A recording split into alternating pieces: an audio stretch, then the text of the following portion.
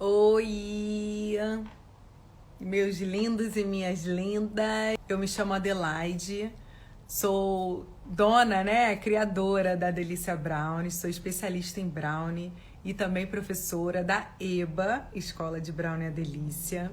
Amo, sou apaixonada por brownie e quero espalhar essa minha paixão, esse meu amor para todas vocês. Vamos começar falando. E hoje nós viemos nessa live aqui para falar como você bombar nas suas próximas campanhas. Eu separei aqui 3 dicas. A primeira dica: Adelaide, o que eu faço em janeiro? É um período de vendas, mais baixo, em que a gente fica mais parado. Bom, em janeiro é a época de você parar, pegar o calendário e se organizar. Então, a primeira dica é organização do calendário. Você tem que se organizar. Poxa, Adelaide, mas eu tenho que me organizar o ano todo. Se você quer vender o ano todo, você quer? Então, tem que se organizar. Para em janeiro. Janeiro já é um período que você fica mais tranquila, as pessoas estão viajando. Então, é um período excelente. Pega um calendário e vai, mês a mês. Quais são as datas importantes? Quais são as campanhas que você quer trabalhar, que você quer vender, que você quer bombar? Ao longo do ano, o que a gente tem aí? Nós temos Páscoa, Dia das Mães, Dia dos Namorados, Dia dos Pais, Dia das Crianças, Halloween, que está entrando com uma força tremenda aqui no Brasil, e Natal. Eu falei aqui por alto aqui as básicas e a gente pode procurar muitas outras. Podem ter outras datas aí que você pode estar aproveitando. Então, em janeiro, você tem que pegar o seu calendário e marcar todas as datas. Essa é a primeira dica. Você tem que se organizar, não adianta. Não vai cair do céu, ninguém vai organizar por você. Você tem que parar e você tem que se organizar. Depois que você fez essa organização, o que você vai fazer? Agora, você tem que definir os produtos. Bem, como é que eu defino? Tem os produtos que são eternos, E aqueles você deixa sempre. No meu caso, seriam os brownies, Eu mudo a fita, eu mudo a tag, se é tag de Natal, se é tag de Dia das Mães, eu mudo isso. E tem os produtos que eu crio. Você tem que pensar também na escolha do seu produto, na necessidade do seu cliente. Quando eu fiz, por exemplo, a casinha do Papai Noel. Era uma vontade enorme minha de fazer a casinha do Papai Noel de brownie, era sim. Mas também era vendo aquele cliente que quer uma sobremesa, um produto que encante com os olhos e que seja tão gostoso, tão maravilhoso quanto o meu brownie é. Ele era o produto mais caro do meu catálogo. E você tem que pensar em tudo, você tem que pensar naquele cliente, que tiveram muitos agora no Natal, que quiseram comprar muitas lembrancinhas, para presentear pessoas. Então, poxa, ele talvez não fosse comprar a casinha de brownie. É isso que você pensa na lógica. Pode ser que aconteça, nada errado com isso, Você faz pensando uma coisa, pode ser que aconteça outra, ok? Então, quando eu fiz a casinha, eu pensei naquele cliente que queria comprar algo mais especial, mais caro, em que fosse ter um impacto ali e que fosse servir mais pessoas, porque a casinha ela acaba servindo mais pessoas. E você também tem que pensar naquele cliente que quer comprar 30 lembrancinhas, 20 lembrancinhas e que não quer também gastar nada absurdo, Então, algo que seja mais em conta para esse cliente também. Essas duas coisas têm que estar muito bem definidas na sua cabeça. Você tem que saber que você tem que ter algo top. Esse aqui do meu catálogo é o top. E esse aqui é aquele que vai agradar. Muitas das vezes, no meu caso, esse produto mais em conta, às vezes nem entra. O cliente já sabe, que eu faço e que eu sempre dou aquele jeito para tá agradando, e atendendo a todos. Então, eles chegam para mim e falam: Adelaide, eu quero algo para presentear meus funcionários com tantos reais. Tá bom. Aí eu vou, vejo o que eu posso fazer com aquele orçamento que o cliente me deu. O que eu posso fazer? Eu faço.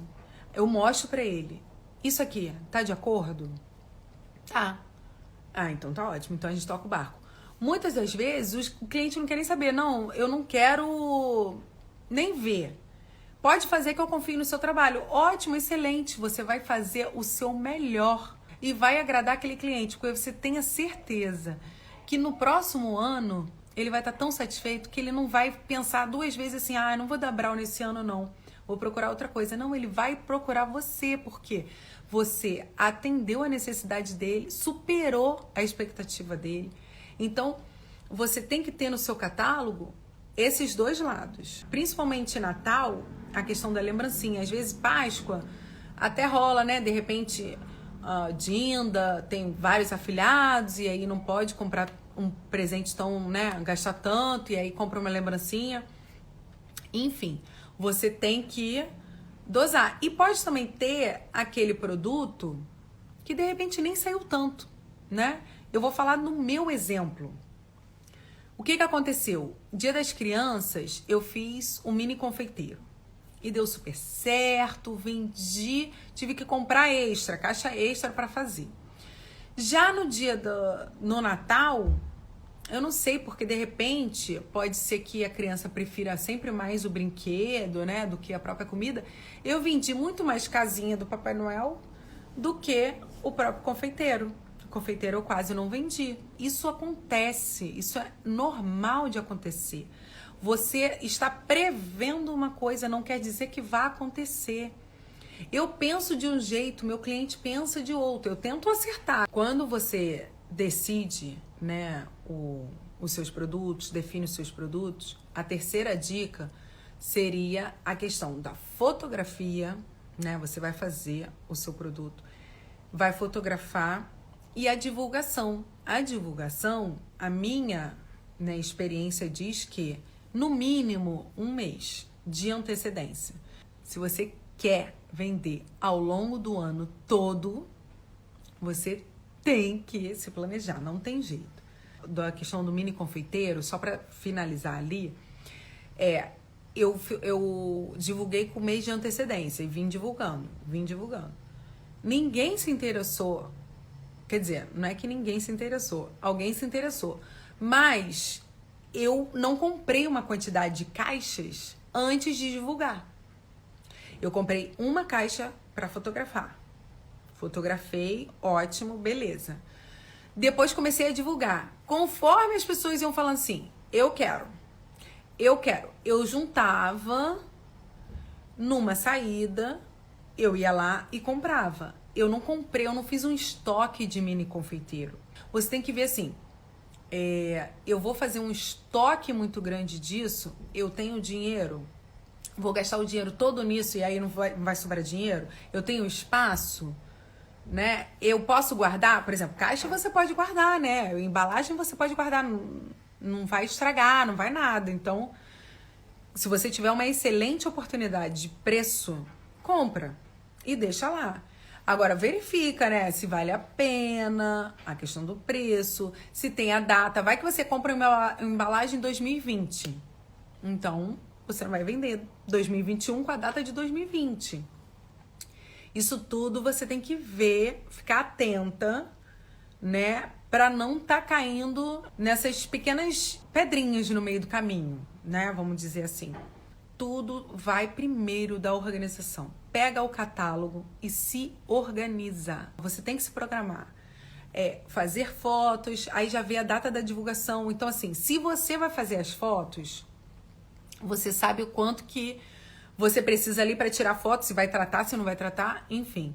Se você depende de alguém, se vai contratar alguém para tirar as fotos, então você tem que ter esse tempo e pedir para a pessoa com quanto tempo você vai me entregar as fotos. Que eu preciso delas, eu tenho que divulgar tal dia, que seria 1 mês de antecedência. Adelaide, não consegui divulgar com 1 mês de antecedência e agora desisto da campanha? Não desista da campanha. Perdeu o tempo? Calma, o mundo não está perdido. Respira, que você vai divulgar. Divulga na semana seguinte e começa a divulgar. Se você perdeu o prazo de 1 mês, não tem problema. Se você quer divulgar com 1 mês e meio de antecedência, também não tem problema. O problema é você não fazer. O feito é melhor do que o perfeito. Tenho isso na cabeça. Depois que eu escutei essa frase, mudou minha vida. Mudou minha vida. Divulga, não importa. Se faltam 20 dias, divulga. Você tem que ter o planejamento do que você tem que fazer naquele tempo, que é divulgar bastante. Você tem que ter tempo para comprar os insumos, as embalagens. É isso que você tem que ter em mente e tem que se organizar para isso, para dar conta. Então, essas foram as 3 dicas, tá? Eu vou começar a responder aqui as perguntas que já tinham deixado para mim. E se vocês tiverem perguntas, podem ir colocando aqui que eu vou responder todas. A primeira pergunta. Brownie de morango. Desafio. O brownie de morango, né, foi meu primeiro teste de mudar o sabor do brownie, né?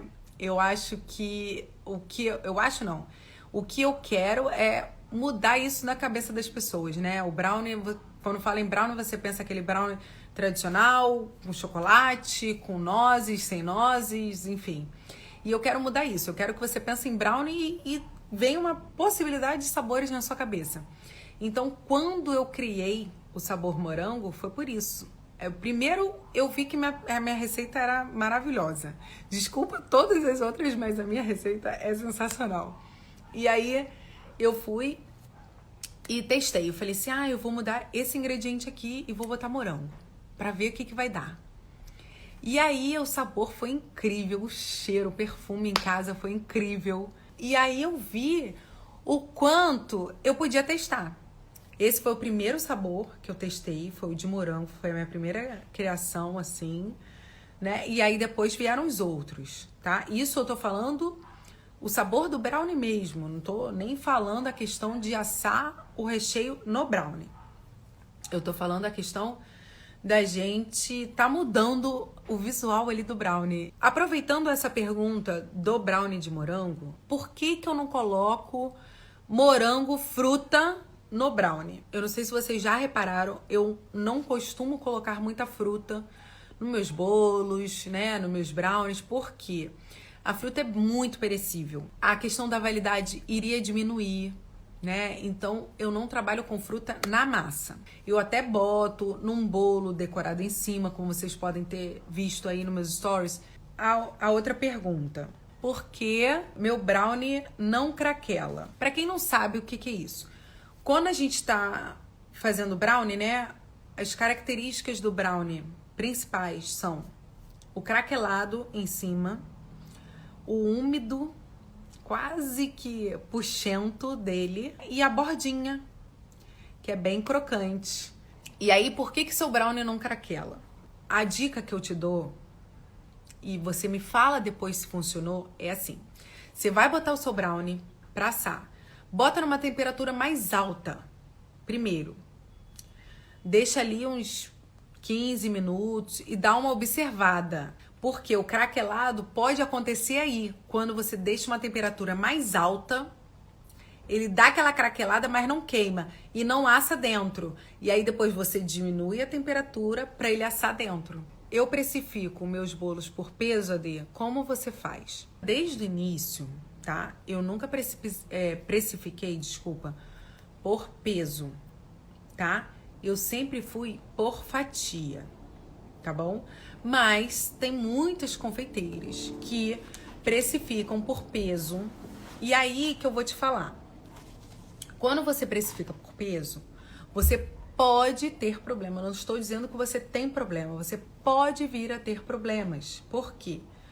Você vende lá o seu bolo 1 quilo, sei lá, R$100. Estou chutando aqui. R$100. E aí chegou lá no cliente... Vai que o cliente tem uma balança, pesou o bolo, viu que tem 850 gramas.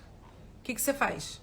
Você vai dar essas gramas que faltam para ele em algum compartimento? E se ele reclamar, né? Ou, ao contrário, que é, você vende 1 quilo de bolo, mas na hora de entregar para o seu cliente, você viu que tem 1 quilo 150 de gramas. 1 quilo 150 de bolo, de peso ali. E aí, o que você faz? Você vai tirar uma fatia? Né? Você vai tirar um pedaço do bolo ali, vai entregar o bolo desfalcado para o cliente, não tem como, né? Então, prestem atenção e vejam a melhor forma para você. Se você vende por peso, dá super certo. Se é 1 quilo, bate sempre 1 quilo, você não erra, você não dá mais, você não dá menos. Show de bola, mete bronca e vai em frente. A questão é sempre você achar a melhor forma para você. Você diminuir a questão de problemas, não trazer problemas para você. Poxa, é muito chato, né? Ninguém quer o cliente reclamando, todo mundo quer que o cliente saia satisfeito, que saia pedindo mais e falando que vai encomendar no próximo mês. Isso tudo que você tem que ver.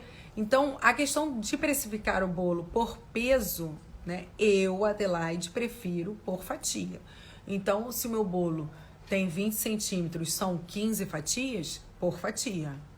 Eu faço assim, eu prefiro assim, mas também nada contra você precificar por peso. Se você tá dando certo com você, mete bronca. Já comecei a vender, mas tenho medo de largar meu emprego atual. Me ajuda. Nessa questão aí, nós temos que ver acho que de 2 formas, tá? Pensando aqui rapidamente. Se você tem um companheiro, a primeira dica seria chegar pra ele e jogar limpo. Mo, quero largar meu emprego, quero viver só da confeitaria. O que eu faço? Posso fazer isso? A gente consegue viver só com o seu salário até eu, né, alavancar meu negócio? Porque é fato que você vai alavancar. É fato. É só você ter o amor, a dedicação que você vai alavancar seu negócio, né? Então, esse seria o primeiro caminho. O segundo caminho, se você é sozinha, enfim, não depende de ninguém, né? Só você se mantém com o seu emprego e a renda extra, o que eu te digo é, coloca no papel o seu gasto mínimo para viver. Gasto em casa, o gasto com os insumos da sua empresa, todos esses gastos você tem que anotar, tem que planejar para você saber. Então, vamos supor que você ganhe, sei lá, 2.000 com a renda extra, né, da sua empresa. No mínimo, aí você tem que dobrar, né? Então, você tem que batalhar, antes de largar o seu emprego, você tem que batalhar para dobrar. E aí, quando você tiver nesse patamar de, né, conseguir dobrar e tô conseguindo manter, aí sim, não dá pra gente, você só você, né, só depende de você, você larga o emprego, e aí, se não der certo, você tem que ter pelo menos uma estrutura básica ali, que seria o dobro na sua renda extra. Vocês estão me entendendo? Na renda extra, você tem que dobrar, no mínimo. Você dobrando já te dá um pouco de segurança de você se dedicar somente à confeitaria. Porque vamos imaginar aqui, você tá trabalhando no seu emprego e chega em casa e se dedica à confeitaria. Se você fizer isso e já dobrar o seu faturamento, significa que se você sair do seu emprego, se dedicar, né, de 8 às 6, enfim, o tempo que você estava ali no trabalho, você se dedicar na confeitaria, você vai aumentar também o seu faturamento e nem vai precisar virar a madrugada. Olha que delícia! Páscoa e Dia das Mães são muito próximos para se programar? Tem alguma dica? Tenho sim. O que você vai fazer? Páscoa e Dia das Mães é muito próximo, eu não tenho aqui as datas, se alguém tiver pode botar aí, eu sei a data da Páscoa, né? 4 de abril. O Dia das Mães a gente sabe que é o 2º domingo de maio. Então, o que eu faço? Se eu já sei o produto que eu vou querer no Dia das Mães, eu concentro a fotografia pro dia que eu vou fotografar a Páscoa. Por quê? Eu pago a pessoa uma vez só, naquele tempo ela vai fotografar tudo. Normalmente, as pessoas que fotografam, elas cobram por hora, né? Então, 1 hora de fotos, são tantas fotos. Nessa 1 hora, ela consegue fotografar tudo que você queira. E aí, você se programa para fazer os produtos de Páscoa, os produtos do Dia das Mães, para ela fotografar, mudando cenário, mudando tudo ali, né? É um dia de foto mesmo. E essa pessoa vai tratar as fotos e já vai te dar pronta. Então, você vai divulgar a Páscoa. Por mais que a data da Páscoa, né, tem ali 4 de abril, você ainda tem um mês aí pro Dia das Mães. Então, você tem uma folguinha ali, né, para se programar e começar a divulgar o Dia das Mães. Mas a minha dica da Adelaide é que você tire as fotos todas da Páscoa e do Dia das Mães no mesmo dia. Eu acho que você economiza tempo ali, a sua energia também fica toda ali de você produzir os produtos que você quer para o catálogo e foca num dia só, fotografou, pronto. Já tá ali, Dia das Mães e Páscoa já tá engatilhado. A questão da foto, ela dá um trabalhinho, mas você economiza depois, né? Porque a Páscoa vai ser cansativa, você tem uma folguinha ali para respirar e começar a trabalhar no Dia das Mães. Lembrando também outra coisa que não precisa ficar estressada e nervosa. Ai, eu não criei. Ai, meu Deus, a Adelaide falou. Não, não é isso. A Adelaide não falou. A Adelaide deu dica, deu uma ideia pra você tá criando, você tá inovando no seu catálogo. Mas não tem, gente, o principal que eu falo é: o feito é melhor do que o perfeito. Então, se não tem nada inovador, se não tem aquela ideia, não tem problema. Vai no básico que não tem erro. E recheios? Tenho dúvida de quantos oferecer. Então, eu vou começar falando de mim, que já errei, confesso. Foi numa campanha de Páscoa. Eu deixei muito aberto, né? No meu catálogo normal, eu tenho, se eu não me engano, 10 tipos de recheio, né? Entre recheios básicos e recheios mais especiais. E aí, eu deixei aberto pra pessoa. Gente, era a primeira campanha de Páscoa, eu fiquei enlouquecida fazendo recheio. Às vezes era um ovo com recheio de brigadeiro de Nutella. E tinha 10 ovos com recheio de brigadeiro de Oreo. Então, assim, eu perdi um tempo fazendo brigadeiro de Nutella quando eu tinha que perder um tempo fazendo brigadeiro de Oreo, sabe? E aí sobrava brigadeiro de Nutella, ninguém queria mais. Olha, foi um caos, assim. E aí eu deixei também aberto a questão das guloseimas, né? Se era Ferrero Rocher, se era sonho de valsa, se era bis, se era isso, era aquilo. Então, por exemplo, você compra uma caixa de bis. Vem quantos bis ali? Vem 20? Aí eu só tinha vendido um ovo com bis. Pô, entendeu? E os outros? O que eu vou fazer? Eu vou comer? O menos é mais. O menos é mais. Né? Vamos no básico. O que eu faço? Depois desse erro, o que eu passei a fazer? Eu vi os recheios que mais saem. Quais são os recheios que mais saem? Vamos escolher 3. 3. Pronto, acabou. E aí você trabalha com esses recheios. Então, selecionar, tá? A minha dica é: o menos é mais. Então, seleciona os recheios que você mais vende, que mais sai, e bota esses. Se você não quiser inovar, tá aí, ó, uma oportunidade de inovar. Vamos supor, na Páscoa, você vende só recheio que você não vende ao longo do ano. Vende recheio de brigadeiro de frutas vermelhas, brigadeiro de maracujá, não sei. Algum outro que você não vende. Você pode estar inovando nisso aí também, né? E aí monta uma campanha toda estilizada, toda personalizada. Eu acho super legal. Super legal. Mas sempre focando que o menos é mais. Restringe um pouco, os clientes vão entender, não tenha medo. O cliente vai entender, o cliente gosta quando o catálogo é enxuto. É rápido dele ver, dele selecionar. O cliente, pô, olha aquele catálogo muito longo, ai, dá preguiça. Não, depois eu vou selecionar isso aí e vai cair no esquecimento dele, tá? Então pensem nisso, que vamos fazer um catálogo mais enxuto, principalmente das campanhas. Campanha é uma coisa que você quer focar naquele pico de venda, né? Você quer ter um pico de venda. Então, deixa a coisa mais enxuta, mais regradinha ali e vende, tá? Ninguém vai ficar chateado. Como você elege um produto para a data? Primeiro eu vejo se vai rolar alguma criatividade minha, tá? Se rolou, ótimo. Se não rolou, eu pego o básico e decoro de acordo com a campanha, né? Natal, eu falei outro dia para cliente, ai, que bom que você falou que o seu bolo era com fita rosa, porque Natal, minha filha, na minha cabeça só vem verde, vermelho e dourado. São essas cores de Natal. E aí eu boto tudo com isso. Todos os bolos com essas cores. Então, é isso. É você enfeitar o seu produto básico nas cores da campanha que você está fazendo. E a seleção do produto vai muito por aí também. Se rolou criatividade, se não rolou.